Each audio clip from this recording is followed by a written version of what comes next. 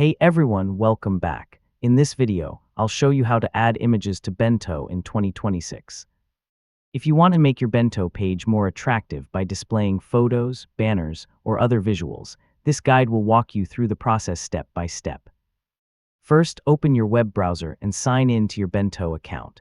Once you're on the dashboard, open the page where you want to add an image. Next, click the Add block, Add section, or Add content button, depending on the version of Bento you're using. Then select the image option from the available content blocks. Now click Upload Image and choose the image you want to use from your computer or mobile device.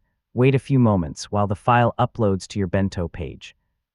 Next, adjust the image if editing options are available. You may be able to resize it, change its position, or add a caption to make it more informative. Now place the image in the section where you want it to appear. You can drag and reorder the block so your page has a clean and organized layout. Before publishing, click Preview to see how the image looks on your public page. Make sure it displays clearly and fits well with the rest of your content. Finally, save your changes and refresh your Bento page to confirm the image has been added successfully. And that's it.